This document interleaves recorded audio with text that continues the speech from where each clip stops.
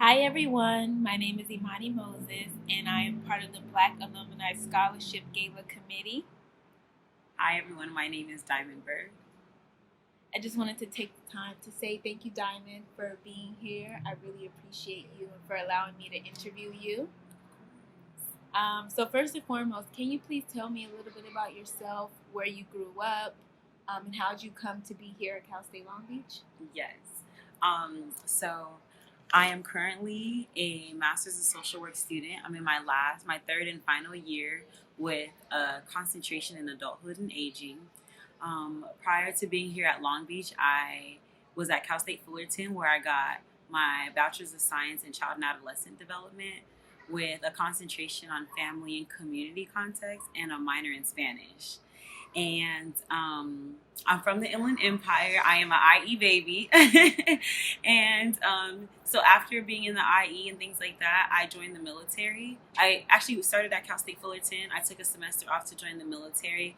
I came back and I served in the reserves all throughout my bachelor's and a little bit into my master's. I actually just went inactive this past February, and on February 2021. No, sorry, 2022. And so I have about 6 years of service, a little over 6 years. And coming from Fullerton, I really wanted to be connected to and grow my community with Black people. I really came to Long Beach looking for community, looking to connect, and I chose Cal State Long Beach because of the rapport of the social work program that I had heard about, and then I just found my community, and it's been amazing ever since. Well, thank you for sharing, Diamond. I wanted to know, what was your transition like going from the military and then going to college, or for your institution at that? Um,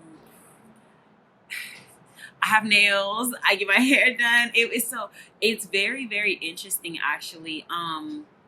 When you're active duty, that's what you do. You do military 24/7. That's your job. But when you're in the reserves, you switch off your hats, and it became a really big challenge for me.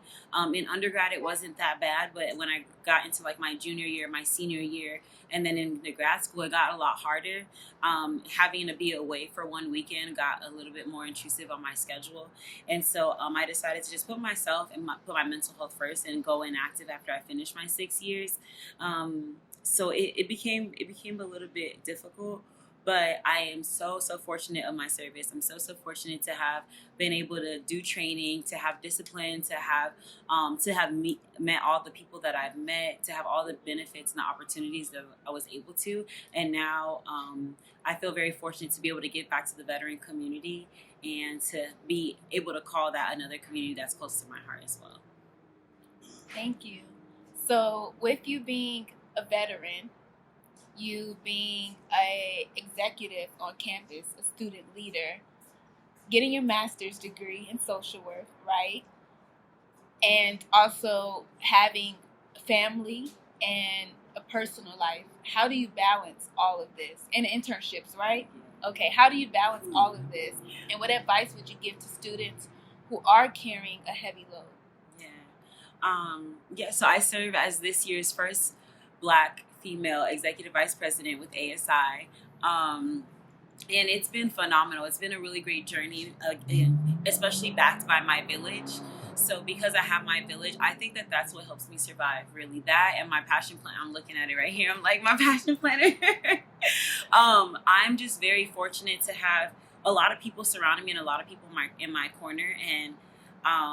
And that's what I call on when I really need support. I have my family, I have my friends, I have my Long Beach community and family, and which is like my Black community and family. And I think that's what helps me keep pushing forward, because when I need the motivation, they're there. Like, just with anything with us, you can just be calling me and asking me about my day or just anything minor, and I'm like, she called at the perfect time. Like, it's just, everything just works out where I just feel like God always sends right what I need right on time, and I feel very fortunate and blessed for that.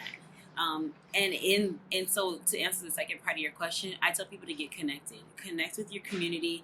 Connect with whatever makes you feel like that you belong, because it's so important to feel like you belong, in order to just keep pushing. Because life is raggedy and life is going to continue to just beat you up, and it does not care about what you got going on. It will snatch you by your edges and it's just going to keep taking you. But when I got my community to call on, when I have someone to check in on me, when I have accountability partners, when I have people that are truly checking and caring about my mental headspace, asking me if I've eaten, being able to call my parents and just be able to talk to them or talk to my sister or whoever it is, I think that's been the most inspiring thing and the most fulfilling thing for me. So I tell everyone, get connected from your first semester, from your first year, whatever it is. Find your sense of community with any of your intersecting identities and truly just tap into it, because there's so many resources. You just have to find them. And I think that's the best advice I can give, because that's the best thing I did for myself, is to find my community wherever I was. At Fullerton, it was the veteran community. And so I worked at the Veteran Center, and I worked there for 2.5 years. They were the first ones to introduce me to the Passion Planners, and I just did so many things that increased my holistic health. And so it wasn't only just having a job that paid me, it was contributing to my mental health. It was doing Strengths Finders tests so I could figure out more about myself.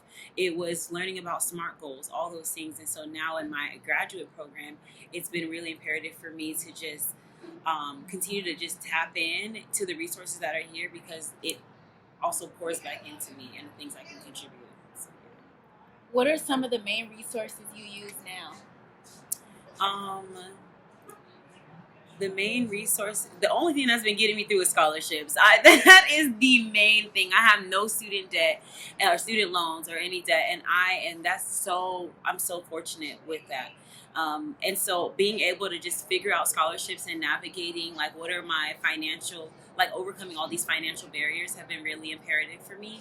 I would say that's the biggest, the main, and the thing that's been able to really get me through college. Oh my gosh, I don't know what I would do without these scholarships, because I get limited, regardless of what FAFSA says. My family contribution is not what it says on that paper. We're all struggling. We're all trying to get it how we live. And so I would say scholarships have been a main source of financial support.